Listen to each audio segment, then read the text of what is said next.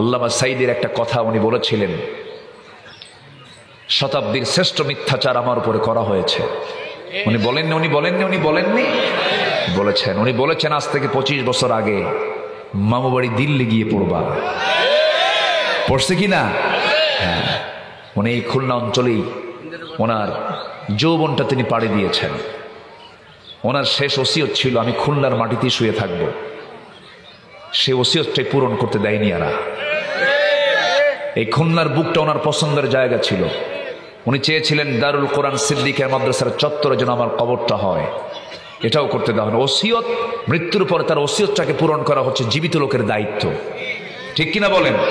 সে ওসিয়তটা পূরণ করতে দেয়নি। উনি যে যে কথাগুলো বলেছেন সেই কথাগুলো অক্ষর অক্ষর আজকে বাস্তব রূপ জাতি দেখতে পাচ্ছে। উনি বলেছিলেন এমন একটা সময় আসবে পালানোর জন্য একটি ইঁদুরের গর্তও খুঁজে পাবা না। পায় নাই, পেয়েছে, কলার পাতায় শুয়েছিল। যে জাস্টিস তার বিরুদ্ধে ফাঁসির রায় দিয়েছিল সেই বিচারপতি পালাতে পারে নাই। সিলেটবাসী তাকে খুব সুন্দর আমন্ত্রণ করেছে, মেহমান তো। আদালতে হাজিরার দিন যখন তাকে নেওয়া হচ্ছিল, হাজিরার দিকে কোর্টে যখন নেওয়া হচ্ছিল, তখন তার মাশাআল্লাহ সিলেটবাসী 2 বিসি আউট করে দিছে, যা খাসি বানায় দিছে। কি বানায় দিছে? আল্লাহ কি পারেন না দেখেন, আল্লাহ কি পারেন? আল্লাহ পারেন না? আল্লাহ পারেন না? আল্লাহ পারেন কি না? অনেক মুরব্বীরা প্রায় বলতেন যে বাবাজি না মরা পর্যন্ত উপায় নাই, না মরা পর্যন্ত উপায় নাই। কে বলেছে? অসম্ভবকে সম্ভব করার যোগ্যতা একমাত্র কার? আসতে বলবেন না কার? মুহূর্তের মধ্যে জিরোকে হিরো বানান কে? হিরোকে জিরো বানান কে? অত ইজ্জু মান তাশা অত যিল্লু মান তাশা। এই আয়াতের ওয়ার্ড দেখছেন? অত ইজ্জু মান তাশা অত যিল্লু মান তাশা। আল্লাহ যাকে চান তাকে সম্মান দেন, যাকে চান তাকে বেইজ্জত করেন। আমার নবী যে মার খেয়েছেন কিন্তু তাওহীদকে লালন করেছেন, শিরকে তিনি প্রাধান্য দেননি। আবু জেহেল বারবার প্রস্তাব করছিল, মুহাম্মদ শোনো, তোমার ধর্ম থাক আমার ধর্ম থাক। সেকুলারের প্রস্তাব দিয়েছিল। কিসের প্রস্তাব বলেন? তোমার ধর্ম থাক আমার ধর্ম থাক, তোমারটা 6 মাস আমারটা 6 মাস। তুমি আমার লাত মানত ওজ্জাকে বৈধতা দিয়ে দাও, আমি তোমার আল্লাহকে বৈধতা দিয়ে দিই। যেরকম নাউজুবিল্লাহ আছেন এরকম, আছেন এরকম, এখনো এই জাতীয় কথা আছে না? রাসূল বললেন চাচা আপনি যে প্রস্তাব দিচ্ছেন আল্লাহ তাআলা আয়াত নাজিল করে ক্লিয়ার করে দিয়েছেন। কি আয়াত শোনাও তো। আবু জেহেল তো মেধাবী ছিল, তো সে তো বুঝতো, সে তো জ্ঞানী মানুষ। সে উটের পায়খানা দেখে বলতে পারতো এটা কোন গোত্রের উট, মানুষের পদচিহ্ন দেখে বলতে পারতো এটা কোন গোত্রের লোকের পদচিহ্ন। এটা হচ্ছে আবু জেহেল। ওর মাথা খুব কঠিন ছিল। তো আবু জেহেল বলল, মুহাম্মদ তোমার সব আয়াত তোমার মুখস্থ আছে, তোমার তো ম্যাক্সিমাম আয়াতগুলো আমার জানা আছে, তোমার কাছে নাজিল হওয়া কিতাবগুলো আমার জানা আছে। কারণ লুকায় লুকায় শুনতো সবচাইতে বেশি কে? আবু জেহেল শুনতে যেত, রাসূলের ঘরের পাশেই তার ঘর। আমার রাসূল বললেন চাচা আয়াত নাজিল হয়েছে, ওয়ালা আনতুম আবিদুনা মা আ'বুদ ওয়ালা আনা আবিদুম মা আবাদতুম ওয়ালা আনতুম আবিদুনা মা আ'বুদ লাকুম দীনুকুম ওয়ালিয়া দীন। জোরে বলুন আল্লাহু আকবার। তোমার দিন তোমার কাছে, আমার দিন আমার কাছে। এই কথা যখন বলা হলো, অত্যাচার নির্যাতন কমলো না, বাড়লো, বাড়তেই থাকলো। কিন্তু বাড়তে বাড়তে 13 বছর শুধু নির্যাতন সহ্য করতে হয়েছে। বাকি 10 বছর শুধু মার খেয়েছেন না মার দিয়েছেন? বলেন বলেন বলেন, মদিনা আসার পর মার খাইছেন না মার দিছেন? মার দিছেন কিনা? শুধু মায়ের খাবো না, আমরা মার দেওয়ার জন্য প্রস্তুতি নিতে হবে মুসলমান। আছে না দুষ্ট? আছে না দুষ্ট? আছে না? হ্যাঁ, দুষ্টদের মোকাবেলা করার জন্য মায়ের দেওয়ার প্রস্তুতি নিতে বলেছেন মুহাম্মদ সাল্লাল্লাহু আলাইহি ওয়াসাল্লাম। তার কর্ম জীবন এটাই বলে দেয়।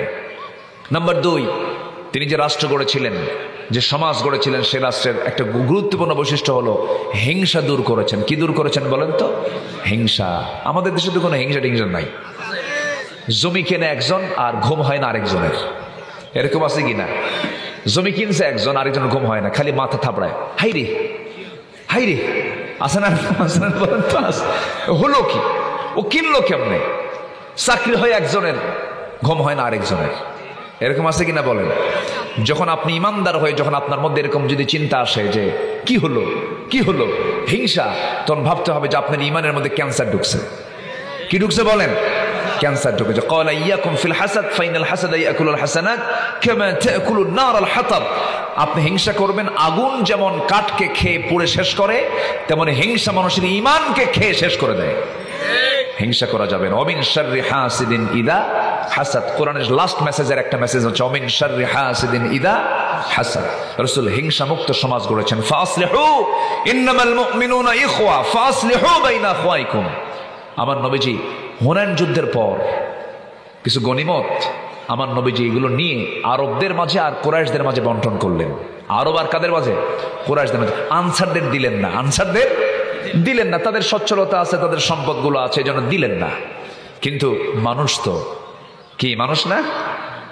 সবাই যখন দেখে ফেলল আনসাররা আমার রাসূল সব গনিমতগুলো আরবের মাঝে কুরাইশদের মাঝে বন্টন করলেন, কিচ্ছু একটা অংশ কানা করেও তিনি আনসারদের মাঝে দিলেন না। আনসারদের মধ্যে কিছু লোক বলেই ফেললো রাসূল কুরাইশদের সঙ্গে মিশে গেছেন। কি কুরাইশদের সঙ্গে মিশে গেছেন? সাহাবীরা কিন্তু এই কথাগুলো বলতেছেন। আসতেই পারে। আমার নবীজি কথাগুলো শুনলেন, কানে আসলো, নবীজি কানে নিলেন, কিন্তু সংকট সৃষ্টি করতে দিলেন না। কি সমাধান সুন্দর করে করার চেষ্টা করলেন দেখুন। রাসূল একটা তেজোদ্দীপ্ত ভাষণ দিলেন। তিনি বলেছেন আলা তারাদানা ইয়া মা'শারাল আনসার আইয়াযহাবান নাসু বিশ-শাতি ওয়াল বাঈর ওয়া তারজিউ বিরাসূলিল্লাহি ইলা রিহালিকুম। কুরাইশ আরবরা তাদের অভাবের কারণে ছাগল ভেড়াগুলো তাদের ঘরের মধ্যে তুলে নিল, আর তোমরা কি দেখো না তোমরা তোমাদের ঘরের মধ্যে রাসূলকে তুলে নিয়েছো? যেরকম সুবহানাল্লাহ। সব মন ভালো হয়ে গেছে। হুজুর আপনার এই কথা তো আমরা বুঝি নাই, হুজুর মাফ করে দিয়ে। সুবহানাল্লাহ বলবেন না? এই জন্য আমরা সংকট সৃষ্টি করব না সমাধান করব? বলেন সংকট না সমাধান? কোন প্রকার হিংসা রাখা যাবে না, কোন অহংকার রাখা যাবে না, কোন গর্ব রাখা যাবে না। সব হয়ে যাবে কার গোলাম? কার হয়ে যাবে? কার গোলাম হয়ে যাবে? আল্লাহর গোলাম হয়ে যাবে। ইসলাম কত সুন্দর, রাসূল কত সুন্দর শিক্ষা দিয়েছেন এগুলোতে। আমার ভাইয়েরা, অনেক লম্বা কথা ছিল, আজান হয়েছে বেশ কিছু আগে, আমি ধীরে ধীরে শেষের দিকে আস্তে আস্তে যাচ্ছি। রাসূল বিচার করেছেন অন্যায় ন্যায় ন্যায়। আইন সবার জন্য কি? জোরে বলেন। এটা কি মুখে থাকা দরকার না? মুখে থাকা দরকার না, বাস্তবে থাকা দরকার। আমার দেশের নেতারা কয় না আইন সবার জন্য। কি আছে না? খালি হাত তোলে আর বটতলায় শুধু নাচায়। আছে না নাই বলেন তো? অন্ন বস্ত্র শিক্ষা বাসস্থান চিকিৎসা মানে এই চাপা শুরু হলো। এই চাপাগুলো বহু শুনেছি। কোরআন নিয়ে যারা কথা বলবে তারা হবে আমার বন্ধু, কোরআন ছাড়া যারা কথা বলবে সব চালাস ভণ্ড, শোনার কোনো দাম নাই। আল্লাহ পাক বলছেন দুটা কাজ করো, সব চাহিদা পূরণ করে দেব। কয়টা কাজ করো? দুটা কাজ করো। অন্ন বস্ত্র শিক্ষা বাসন চিকিৎসা সব সূরা কুরাইশ পড়েন, উত্তর পেয়ে যাবেন। জোরে বলুন আল্লাহু আকবার। ফালিয়াবুদু রাব্ব হাযাল বাইত আল্লাযী আত'আমাহুম মিন জু'ইন ওয়া আমানাহুম মিন খাউফ। আল্লাহ পাক ভয় দূর করে দিবেন, ক্ষুধা দূর করে দিবেন। ইবাদত করো কার? আল্লাহ। সব চাহিদা আল্লাহ পাক সূরা কুরাইশের মধ্যে রেখে দিয়েছেন। নেই বিচার করেছেন রাসূল। ফাতিমা নামে একজন মহিলা চুরি করে ধরা পড়েছেন। সম্ভ্রান্ত পরিবারের, নবীর মেয়ের নামও ফাতিমা, আবার ওই চুন্নির নামও ফাতিমা। তার পক্ষ হয়ে সাইয়েদনা ওমর ফারুকের মতো লোক এসে বললেন ইয়া রাসূলুল্লাহ, একজন সম্ভ্রান্ত পরিবারের মেয়ে হাত কাটবেন কেমন হয়? মহিলা মানুষ, বয়স কম, দেখুন তো সুপারিশ করে দেখুন তো কিছু করা যায় কিনা। তিনি সুপারিশের জন্য তিনি সামনে গেছেন। রাসূলের চেহারা লাল হয়ে গেছে। রাসূল বলছেন ওমর রে, তোমার দারাজ কণ্ঠ গেল কোথায়? এই মুহূর্তে যদি আল্লাহি লাউ আন্না ফাতিমাতা বিনতে মুহাম্মাদিন সারাকাত লাকাতাতু ইয়াদাহা, আল্লাহর কসম করে বলি ওই ফাতিমা না হয়ে যদি মুহাম্মাদের কন্যা ফাতিমা যদি চুরি করে আজকে ধরা পড়ে যেত, আমি রাসূল হাজারো জনতার সামনে আমার মেয়ে ফাতিমাকে নিয়ে আমার মেঝেতে আমার মেয়ের হাতটা কেটে দিতাম। জোরে বলি সুবহানাল্লাহ। এরকম বিচার থাকলে বেশি কোনো চোর থাকবে? ডাকাত থাকবে? রাসূল ডাকাতের শাস্তি দিচ্ছেন কেমনে? ডাকাতকে ধরে আনছে, বলছেন ওরে মার। রাসূল বলেন ওরে মার, হাত ধর, পা ধর, হাত কাট, পা কাট, সবগুলো কেটে কেটে একটা একটা করে টুকরো টুকরো কর। রাসূল বলেছেন, রাসূল মুরুর বালু চাটতেছে, এক সাহাবীর দয়া হলো, রসুলকে এসে বলেন, ইয়া রাসূলুল্লাহ খুব দয়া হচ্ছে, ও পানি চায়, পানি দেই? রসুল বললেন, ও যখন রাখালকে মারছিল ওকে পানি দিছিল না? এক চুল পরিমাণ পানি দিবি না তোরা। আল্লাহু আকবার বলেন। রসুল শুধু দয়ার সাগর। সারা জীবন ওয়াজ শুনছি আমরা, রসুল শুধু কি দয়ার সাগর। রসুল যে কত কঠোর ছিলেন বিচারে, দেখেন আজকে একটা হাদিস শোনায় দিলাম। আইন সবার জন্য কি সমান। আমরা নামাজটা পড়বো রেগুলার। বাড়িতে যাদের বউ আছে, বউটাকে কি খুলে রাখবো না ঢেকে রাখবো? স্ত্রী কি খুলে রাখার না ঢেকে রাখার? আসতে বলেন বলেন বলেন, খুলে রাখার না ঢেকে রাখার? ঢেকে রাখার। বাইরে নিয়ে গেলে ঢেকে রাখবো। কাছে, আপনার কাছে আছে, হুন্না লিবাসুল লাকুম ওয়া আনতুম লিবাসুল লাহুন্না, আপনার ইচ্ছা, কোনো সমস্যা নাই। কিন্তু আপনি যখন বাইরে নিয়ে যাবেন, এটাকে রুগী বানানো যাবে না। ও সে নিজেও রুগী হবে, সমাজটাও কি হয়ে যাবে? রুগী হয়ে যাবে। এই জন্য প্রত্যেক বাড়িতে যাদের স্ত্রী, বোন, মা আছেন, পর্দাটা সুন্নত, নফল না ফরজ? বলেন কি ফরজ। নামাজ এবং পর্দা যদি কারো জীবনে থাকে, সে জাহান্নাম যাবে না। আল্লাহু আকবার বলেন। নামাজ এবং পর্দা থাকলে জাহান্নাম যাবে না। কিন্তু আমাদের এই দুটো প্রবলেম আমার দেশে সবচেয়ে কম না সবচেয়ে বেশি?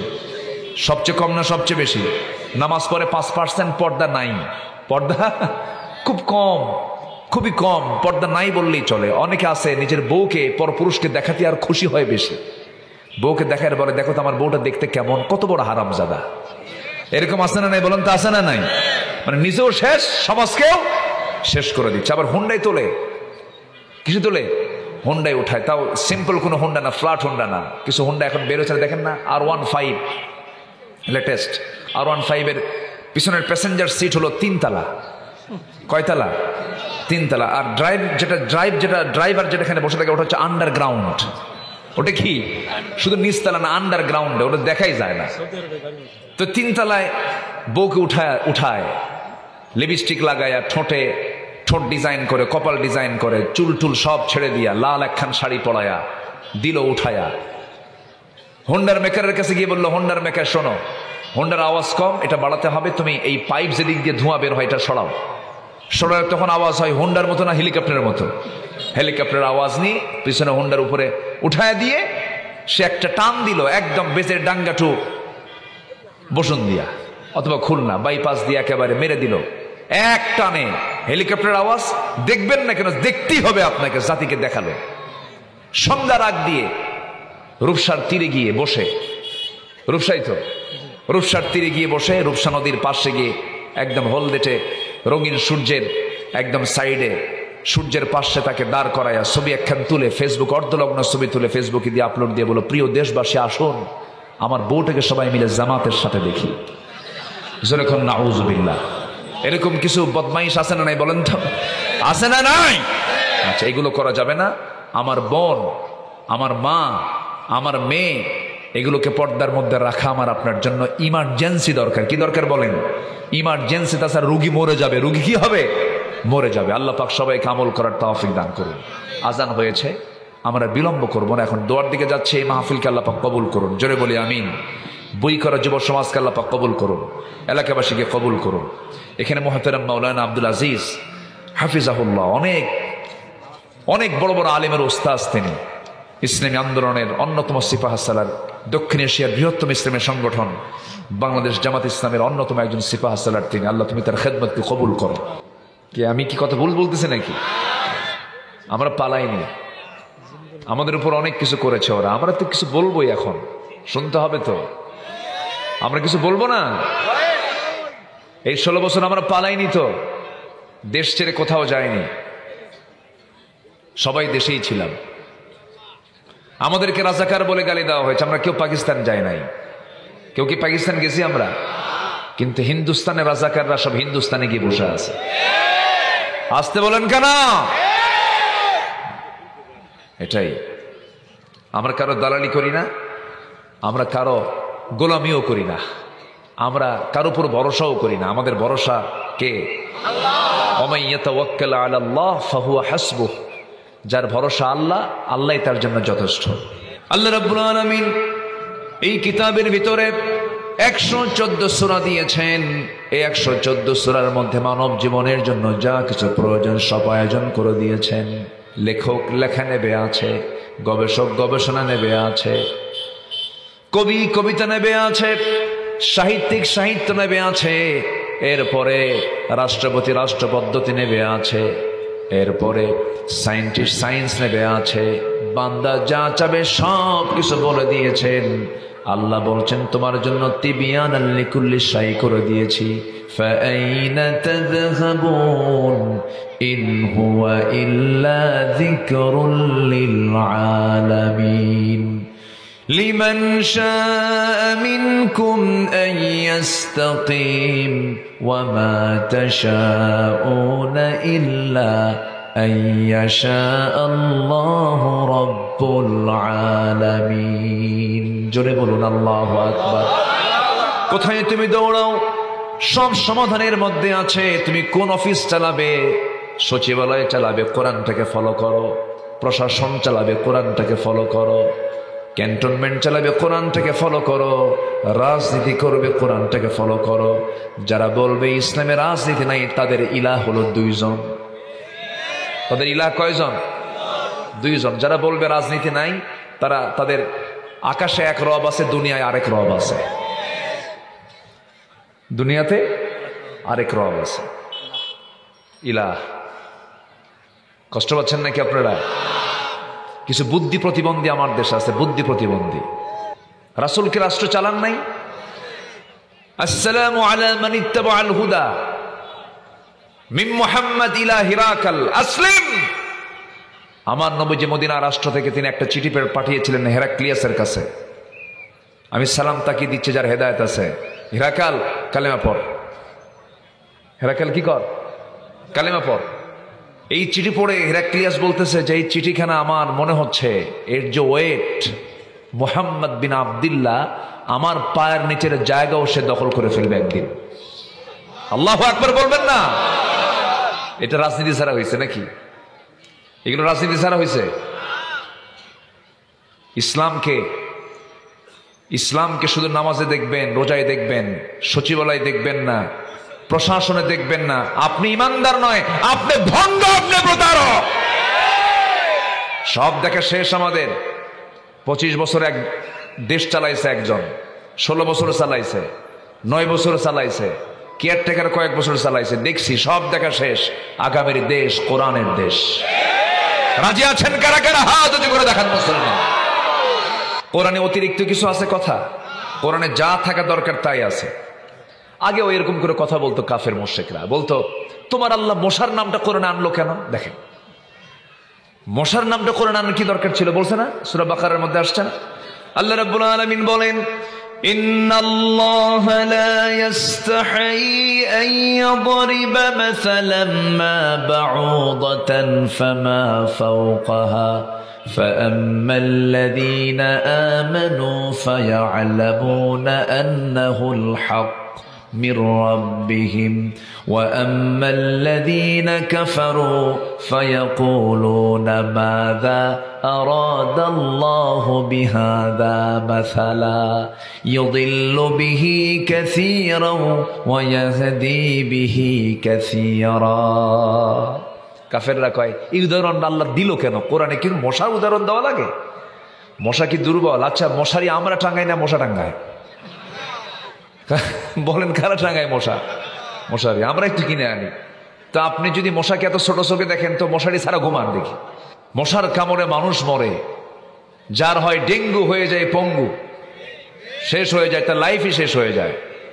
করোনার চেয়ে ভয়ঙ্কর ডেঙ্গু কার কামড়ে হয়? মশার কামড়ে হয়।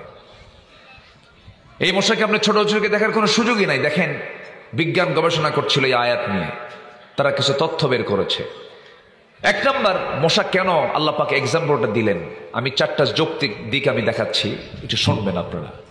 মশা, যে মশা বেশি খায় ওর হায়াত কমে না বাড়ে? আসতে কয়। যে মশা বেশি খাবে, অতিরিক্ত খায়, মানে বেহুশ, খাইয়া শেষ করছে আর জায়গায় নেই, ওর হায়াত কি কমে না বাড়ে? এই 16 বছর যারা ছিল তারা খাইছে কম না বেশি?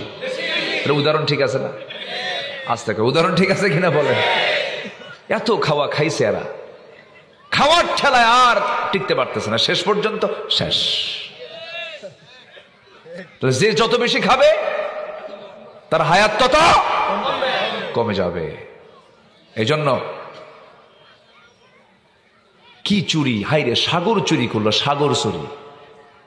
আমার দেশের শ্রমিকরা অশিক্ষিত দেশকে কত আগায় দিল। আমার দেশের কি বলে কৃষকরা অশিক্ষিত দেশকে কত আগায় দিল শ্রম দিয়ে। আমার দেশের প্রবাসীরা হাড় ভাঙ্গা পরিশ্রম করে এই মালয়েশিয়া গড়ল, দুবাই গড়ল, বড় বড় ইমারতগুলো আমার দেশের শ্রমিকরা করলো, রেমিটেন্স দেশে পাঠালো। ওরা অশিক্ষিত দেশকে আগায় দিল। প্রবাসী শ্রমিক কৃষক এরা সব অশিক্ষিত হওয়ার পর দেশের এই উন্নয়নে তাদের ভূমিকা সবচাইতে বেশি আজ পর্যন্ত আছে, সামনেও থাকবে। দেশকে পিছায় দিল কারা? শিক্ষিত নামের কলঙ্ক কিছু নরপশুরা। অসৎ নেতৃত্বের কারণে আজকে আমাদের এই দশা সৃষ্টি হয়েছে। আমরা সৎ নেতৃত্ব দেখতে চাই, জোরে বলি ইনশাআল্লাহ। বেশি খাইয়েন না, এখনো যারা খাচ্ছেন, খাবার চিন্তা করতে চান, একটু শিক্ষা নেন। বেশি খাইলেই কিন্তু মশার দশা হবে। কিসের দশা হবে? মশার দশা হবে। রাগ করতেছেন নাকি আপনারা? হ্যাঁ, চাঁদাবাজ এখনো আছে না নাই? আমরা বললে দোষ হয়ে যায়। আমরা তো আলেমের ইলমের প্ল্যাটফর্ম থেকে বলি, মাহফিলের প্ল্যাটফর্ম থেকে বলি, আমাদেরকে আবার জড়ান কেন? আমাদের কথাকে এত মাথায় নেন কেন?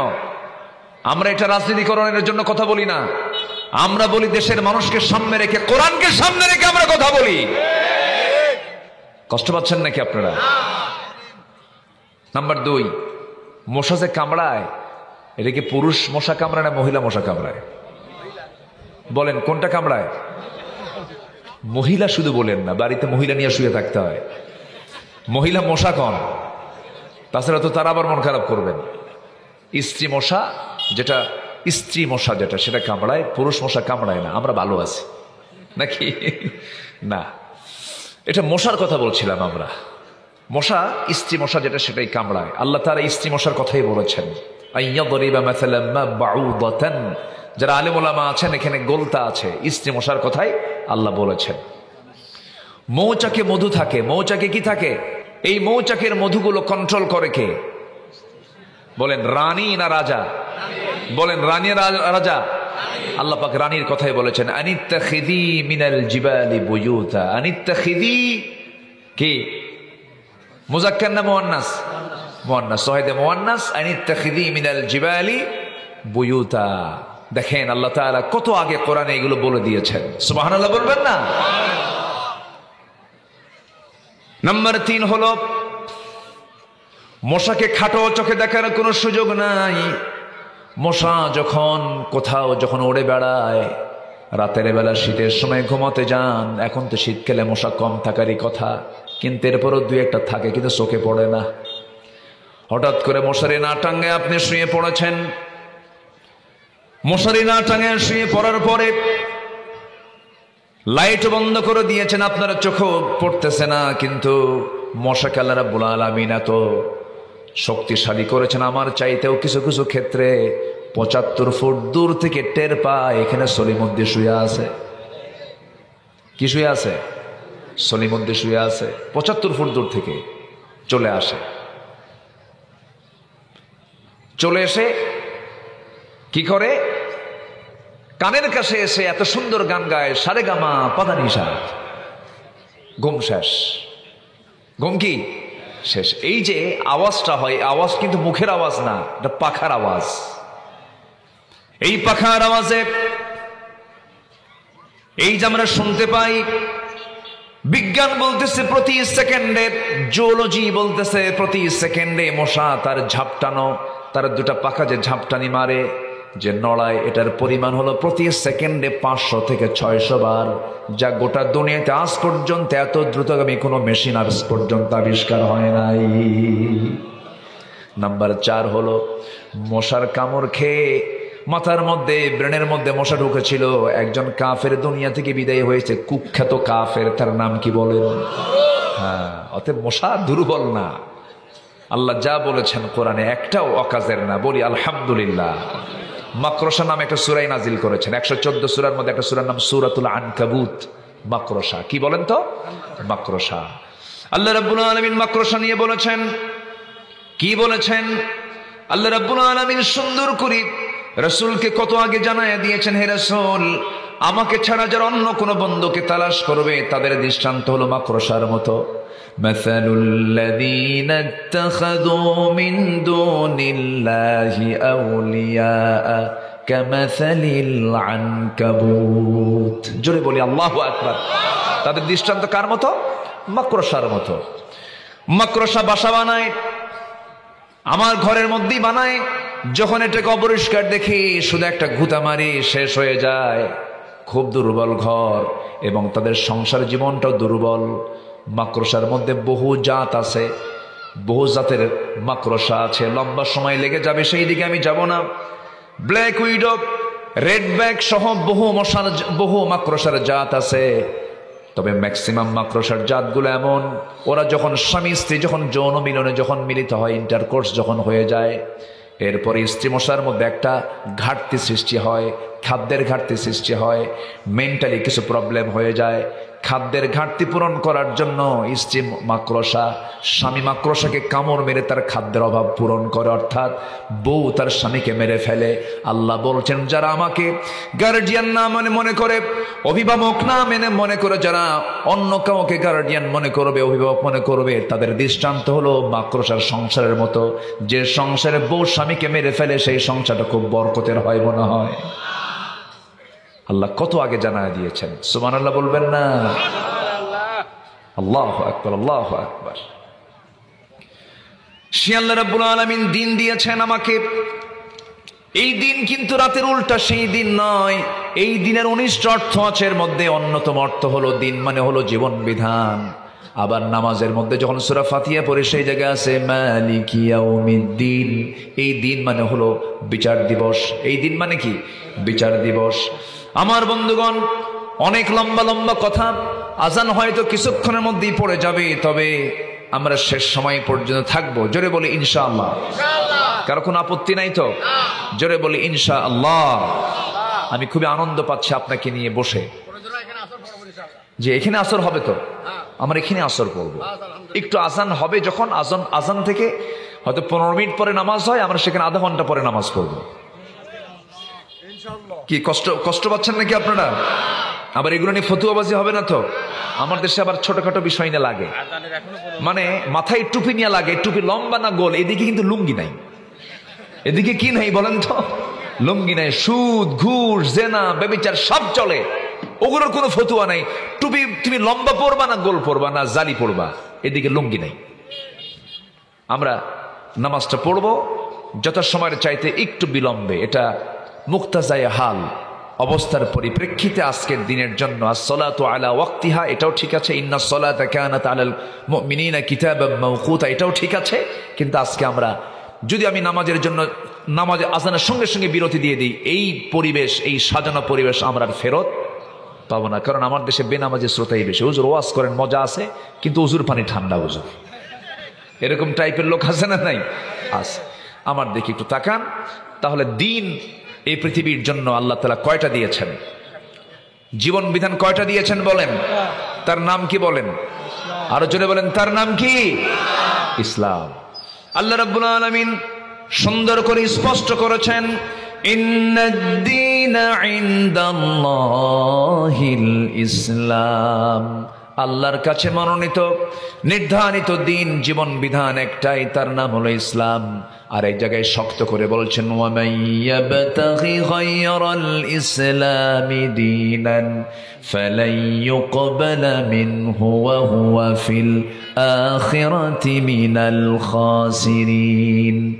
জীবন বিধান হিসাবে ইসলামকে ছেড়ে দিয়া অন্য কোনো দিনকে যদি কেউ গ্রহণ করে, তার কোনো কিছুই গ্রহণ হবে না। এই ফতুয়া কি কোনো মোল্লার না আল্লাহর? এই ফতুয়া কে দিয়েছেন? নামাজ পড়ে কপাল কালো করেছো তুমি, হজ করে করে তুমি হাজী সাহেব হয়েছো, দান করে করে দানবীর হয়েছো, কিন্তু দল জীবন বিধান ইসলামকে বাদ দিয়ে তুমি অনিসলামী দল করছো, কিচ্ছু কবুল হবে না তোমার। কার কথা? আল্লাহর কথা। আমি কথা কিন্তু আজকে চূড়ান্ত কথাগুলো বলছি, এর চাইতে আর কিছু হয় না। একটু বুঝে নিতে হবে। আমার কবরে আমাকে যেতে হবে। ফাঁকিবাজি আল্লাহর সঙ্গে চলবে না, আল্লাহর সঙ্গে কোনো ফাঁকিবাজি চলবে না। আমার আল্লাহকে সবার আগে প্রাধান্য দেব আমরা। জোরে বলি ইনশাআল্লাহ। আল্লাহ আমারে কত ভালোবাসেন রে ভাই, আল্লাহ আমাকে কত ভালোবাসেন। আমি এই হাদিসটা যখন পড়ি আমি আশ্চর্য হয়ে যাই। আল্লাহ পাক বলেন, বান্দা আমি তোকে মাফ করার জন্য জানিস আমি প্রত্যেক রাতে আমি এই দুনিয়ার আকাশে আসি। জোরে বলি সুবহানাল্লাহ। আপনার এখানকার যে ডেস্টিনেশন, যেটা দুনিয়া থেকে আরশে আজিমের ডেস্টিনেশনটা কত, এটা দূরত্ব কত, অনেক দূরত্ব, তো একটা অসীম দূরত্ব। এটা আমাদের কাছে আমরা কোনো এটাকে কাউন্ট করতে পারবো না। আল্লাহর আরশে আজিম কত দূর, 7টা আকাশের উপর আরশে আজিম। আল্লাহু আকবার বলেন। সেখান থেকে আল্লাহ পাক বলেন, বান্দা তুমি কি জানো আমি তোমাকে মাফ করার জন্য আমি প্রথম আকাশে চলে আসি প্রত্যেক রাত্রিতে, এবং বলি আলা আমি মুস্তাগফিরিন ফাগফির লাহ, কোন ক্ষমা প্রার্থী আছে আমার কাছে ক্ষমা চাবে আমি তাকে ক্ষমা করে দেব। জোরে বলি সুবহানাল্লাহ। এই আয়াতটা, এই হাদিসটা না আমাকে খুবই উৎসাহ দেয়। এই হাদিসটা আমাকে খুবই ভাবায় যে আমার আল্লাহ আমাকে কত ভালোবাসেন। পৃথিবীর কেউ আমাকে এরকম ভালোবাসে না ভাই। আল্লাহু আকবার বলে। এই হাদিসটা আমাকে খুবই ভাবিয়ে তোলে। এই হাদিসটা যদি কেউ ভালো করে পড়েন, তার তাহাজ্জুদ, ফজর তো দূরের কথা, তাহাজ্জুদ কখনো কাজা হবে না। আমার নবীজি এই হাদিসটা বর্ণনা করেছেন। আকাশটা কত দূর একটু বলি, ডেস্টিনেশনটা একটু জানা দরকার। হাদিসের ব্যাখ্যাটা আমি একটু আধুনিকভাবে দেব।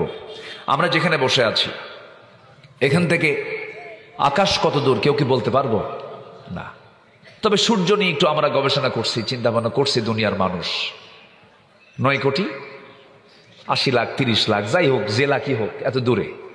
আচ্ছা, মানুষ চাঁদে গেছে, এরপরে সমুদ্রের তলদেশে গেছে, হিমালয়ের অহংকারে মাথা জয় করেছে, অনেক কিছুই করেছে মানুষ, আকাশে উড়িয়েছে বিজয়ের কেতন, অনেক কিছু করেছে। কিন্তু আমরা যেখানে বসে আছি এখান থেকে আকাশটা কত দূর এটা পরিমাপ করা খুবই কঠিন, কেউ পারেনি আজ পর্যন্ত। শুধু এতটুকু বলবো, এই সূর্য পৃথিবী থেকে 13 লক্ষ গুণ বড়। এর চাইতে তারকাগুলো যে আছে, সুপারনোভা, বেটেল জুইস একটা তারকা আছে, যে তারকা সূর্যের চাইতে একটা তারকা 33 কোটি গুণ বড়। কয়টা তারকা? একটা। এরকম 500 বিলিয়ন গ্যালাক্সি মহাশূন্যে আল্লাহ পাক রেখে দিয়েছেন। 500 বিলিয়ন গ্যালাক্সি, যে গ্যালাক্সির মধ্যে আল্লাহ পাক কোটি কোটি তারকারাজি রিজার্ভ রেখে দিয়েছেন। আল্লাহর জায়গার কি অভাব আছে? আজ অভাব আছে? সামান্য সবুজ ভূখণ্ড নিয়ে কি কাড়াকাড়ি, ঠিক আছে না? আল্লাহ বলছেন, দেখ আমার জায়গা কত বড়। তো মানুষ যদি পৃথিবীর সবচেয়ে নিকটবর্তী একটা তারকার দেশ আছে, তার নাম হলো প্রক্সিমা সেন্ট্রাই। প্রক্সিমা সেন্ট্রাই এটা পৃথিবীর সবচেয়ে নিকটবর্তী তারকা। মানুষ চাঁদে গেল, সূর্যে যেতে পারবে না কখনো। এই তারকার দেশে যদি যেতে চায়, এই পৃথিবীর কোনো যানবাহন দিয়ে যেতে পারবে না, তবে চেষ্টা করলে করতে পারে। নভোযান, একটা নভোযান পৃথিবীতে এসেছে, লেটেস্ট অ্যাপোলো 11, যার ঘন্টার গতি হলো 39,000 কিলোমিটার, ঘন্টার গতি পার আওয়ার। এই গতি সম্পন্ন নভোযানে চড়ে যদি কেউ রওনা দিয়ে দেয়, পৃথিবীর সবচেয়ে নিকটবর্তী তারকার দেশ প্রক্সিমা সেন্ট্রাই তারা যেতে সময় লেগে যাবে 1,15,000 বছর মাত্র। যাবেন কারা কারা? হাত তোলেন। আসেন কেউ যাবার? বলেন আমি কে? আমি কি? আমি উল্লেখযোগ্য কিছু? বলেন তো, আমি কি আল্লাহর সৃষ্টির কি উল্লেখযোগ্য কিছু? কিচ্ছু না তো। আমি 1,15,000 বছর শুধু লাগবে সবচেয়ে নিকটবর্তী তারকার দেশে যেতে। এ তো আকাশ, তো কোনো খবরই নাই। সেই মহাশূন্য আকাশ, আকাশের কালার কিন্তু নীল না। ওয়াসসামা'i যাতির রাজা, এটাও অনেক লম্বা কথা, নবমণ্ডল নিয়ে আজকে আমি আর কথা বলবো না। ওয়াসসামা'i যাতির রাজা, আকাশের কালার নীল নয়, নীল দেখা যায় কিন্তু আকাশের কালার কোনো নীল নয়। সম্মানিত ভাইয়েরা, তাহলে এখন বলুন, সে আল্লাহ তাআলা শুধু এই আকাশ না, আমরা তো আকাশে যাই নাই, মহাশূন্যই কায়েত। মহাশূন্যই কি কায়েত হয়ে পড়ছে। 1,15,000 বছর শুধু এক তারকার দেশে যেতে লাগবে। তাহলে সে আল্লাহ তাআলা এই আকাশ, এরপর আরো এর চাইতে ডাবল বড় আকাশ, ডাবল দূরত্বে তৃতীয় আকাশ, চতুর্থ আকাশ, পঞ্চম আকাশ, ষষ্ঠ আকাশ, সপ্তম আকাশের উপরে আরশে আজিম, ওয়াসিআ কুরসিয়ুহুস সামাওয়াতি ওয়াল আরদ, সেই জায়গায় তিনি সমাসীন আছেন। সেখান থেকে প্রত্যেক রাত্রিতে তিনি ফিস সামাঈদ দুনিয়া, দুনিয়ার আকাশে এসে বলেন, কোন ক্ষমা প্রার্থী আছো আমার কাছে ক্ষমা চাও, আমি তাকে ক্ষমা করে দেব। জোরে বলে সুবহানাল্লাহ। তাহলে এটা আমার আপনার জন্য কি একটা বিশাল সুযোগ না? বিশাল সুযোগ কিনা বলেন? যে ব্যক্তি আসর নামাজ কাজা করবে, কোনোদিন তার মধ্যে সুখ থাকবে না, পরিবার অশান্তি দূর হবে না। শুধু আসর নামাজ, ফজরের গুরুত্ব নাই? আচ্ছা, ফজরের গুরুত্ব আছে না নাই? আমরা পড়বো নামাজগুলো, জোরে বলি ইনশাআল্লাহ। আর জোরে বলি ইনশাআল্লাহ। দিন মানবো কার? আস্তে দিন মানবো কার? সেই দিনের নাম কি? আরো জোরে, সেই দিনের নাম কি? ওই দিন ছাড়া অন্য কোনো দিন মানা যাবে না। এক জায়গায় না সব জায়গায়? সব জায়গায়। এটা যেন মাথায় থাকে। সূরা ফাতিহার জায়গায় যদি কুলহু দিয়ে ইমাম সাহেব নামাজ শুরু করে, মানবেন আপনি? নামাজ পড়বেন? লোকমা দিয়া বলবেন, হুজুর ঠিক হও, আল্লাহু আকবার, সূরা ফাতিহা আগে করো, আবার কুলহু, আবার কুলহু, আবার কুলহু। শোনেই না ইমাম, স্বৈরাচার। ইমাম কি হয়ে গেছে? স্বৈরাচার। ও নিজের মানে আইন ও কায়েম করতে চাচ্ছে। তখন আপনি কি করবেন? কোনো কথা নেই, ঘাট ধইরা ঘাট ধাক্কা মেরে মসজিদ থেকে তাকে বের করে দিতে হবে। সমাজ চালাতে নিয়েও যারা আল্লাহর দিনকে বাদ দিয়ে অন্য কোনো দিনকে গ্রহণ করে যারা সমাজ চালাতে চাবে, আমাদের দায়িত্ব হলো ঘাট ধাক্কা দিয়ে তাকে বের করে সেখানে আল্লাহর দিনকে বুলন্দ করা। রাজি আছেন কারা কারা? হাত উঁচু করে দেখান মুসলমান।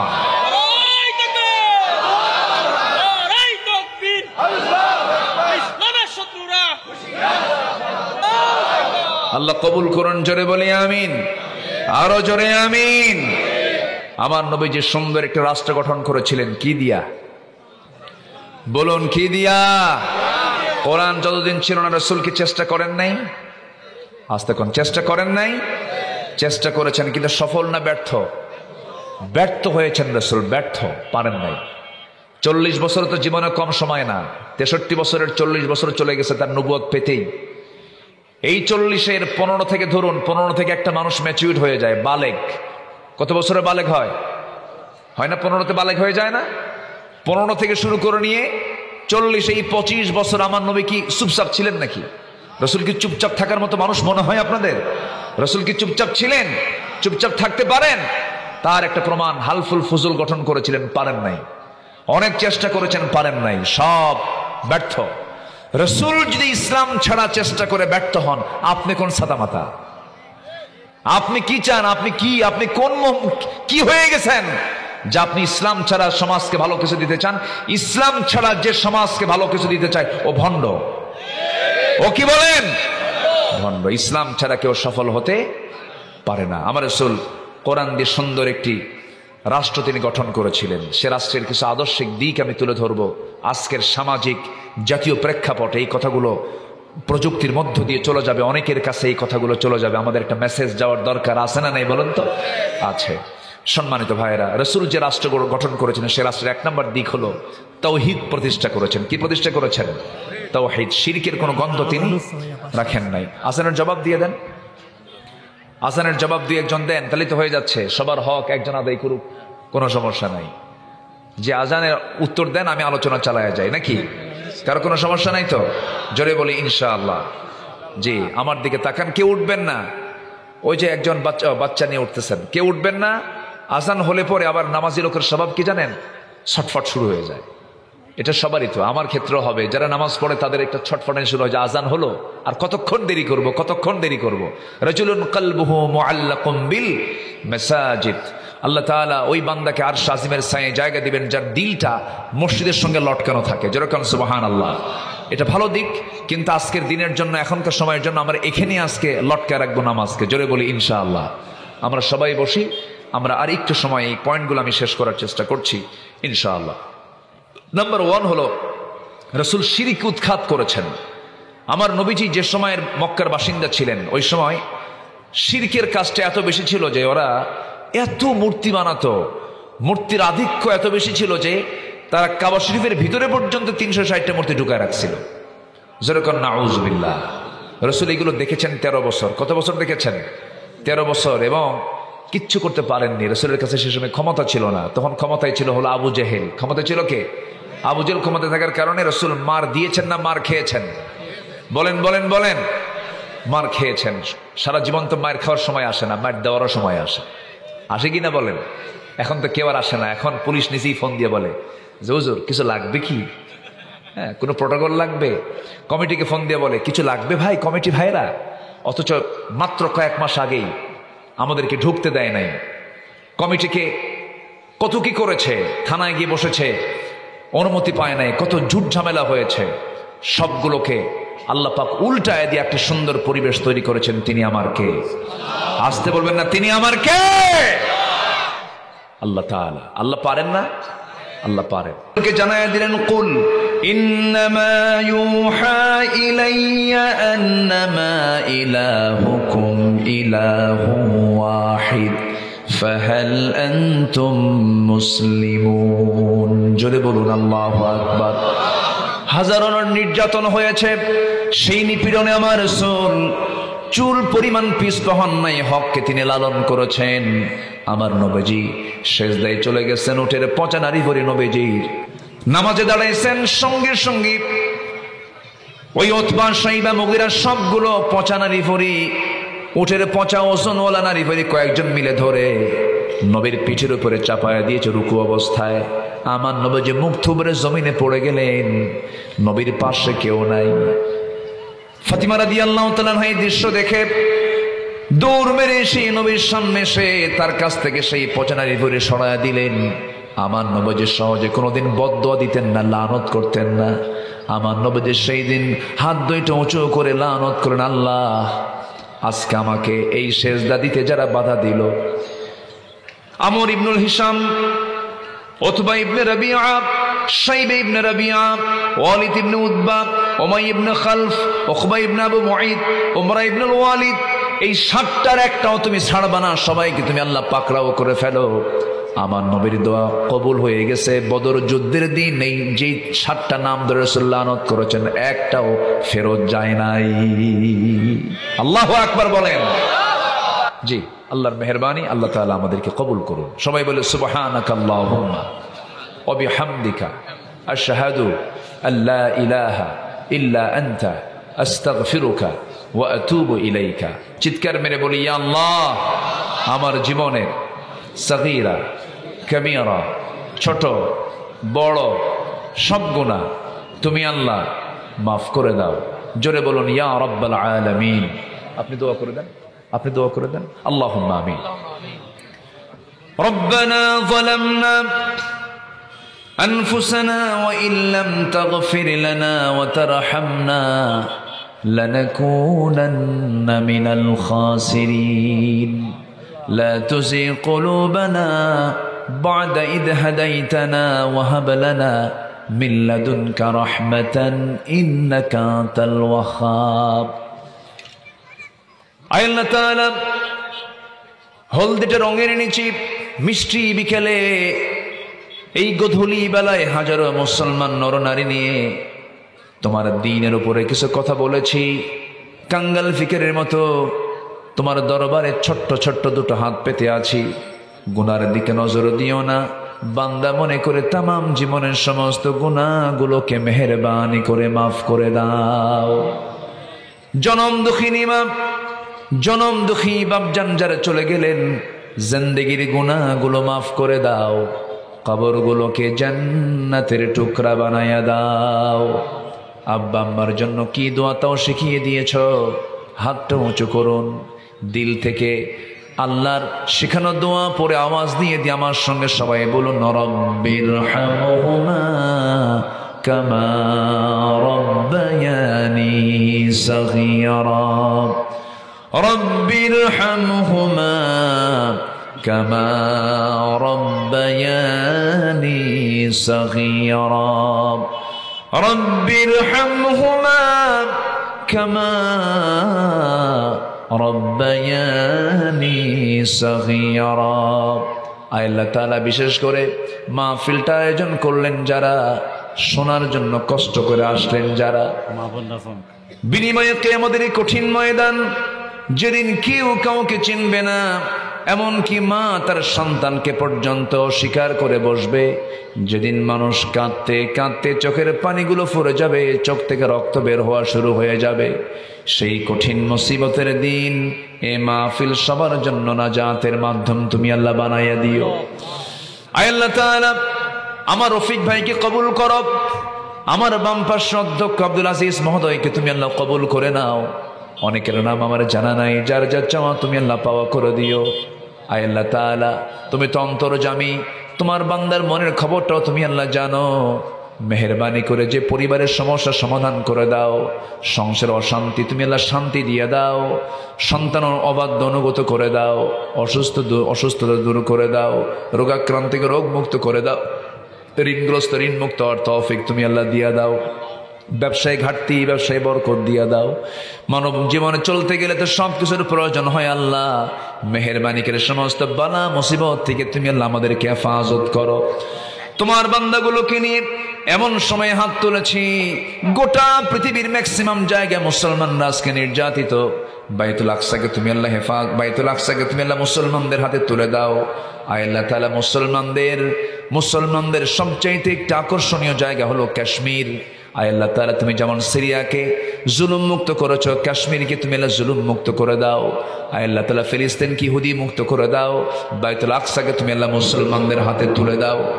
আয় আল্লাহ তাআলা দুনিয়া থেকে কোন দিন বিদায় নেব জানি না, মালাকুল মউত কোন দিন আসবে আমরা কেউ বলতে পারি না। তবে ডান হাতে আমলনামা না আসা পর্যন্ত আমাদের কাউকে তুমি আল্লাহ মরণ দিও না। আশপাশে কত কবরবাসী শুয়ে আছেন, কবরের সমস্ত আযাবকে মাফ করো। আয় আল্লাহ তাআলা এই গ্রামের প্রত্যেকটা ঘরকে ইসলামের দুর্গ বানায় দাও। বই করার যুবকদেরকে তুমি আল্লাহ কবুল আর মঞ্জুর করে নাও। 5 ওয়াক্ত নামাজি বানায় নাও। উচ্ছৃঙ্খলপনার জীবন থেকে তুমি আল্লাহ শৃঙ্খলাপূর্ণ জীবনে ফিরে আসার তৌফিক দিয়ে দাও। দুনিয়া থেকে কোন দিন বিদায় নেব জানি না রে আল্লাহ, যেদিন বিদায়ের ডাকটা আসবে, মালাকুল মউত যেদিন হাজির হয়ে যাবে, টেনে হেঁচড়ে সব আমাকে ঘর থেকে বের করে দিয়া জীবনের শেষ গোসলটা করে দেবে, কবরে শোয়া দেবে, বাঁশ চাপা দেবে, মাটি চাপা দেবে, ওই যে বিদায় দিয়ে দেবে রে, আর কোনোদিন কেউ খোঁজ নিতে যাবে না। 24 ঘন্টা যাবে না, মাথার চুলগুলো কবরের মধ্যে চুলগুলো খসে খসে পড়বে। 3 দিন লাগবে না, চামড়াগুলো গলে গলে পোকার পেটের খাবার হয়ে যাবে।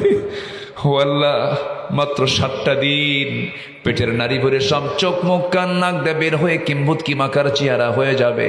চর্বিগুলো গলে গলে সব মিশে যাবে মাটির সাথে। আয় আল্লাহ তাআলা এই চুলে কত সাবান দিলাম, এই চামড়ায় কত তেল লাগালাম, সব মাটিতে মিশে যাবে আল্লাহ। মাত্র 3 মাস পর কবর খনন করে যদি দেখা হয় কয়েকটা হাড় ছাড়া কিচ্ছু খুঁজে পাওয়া যাবে না। সে অন্তিম সময়, অন্তিম মুহূর্ত যখন চলে আসবে, জবানে জারি করে দিও কালো জয় কালেমা তাইয়্যিবা লা ইলাহা ইল্লাল্লাহু মুহাম্মাদুর রাসূলুল্লাহ।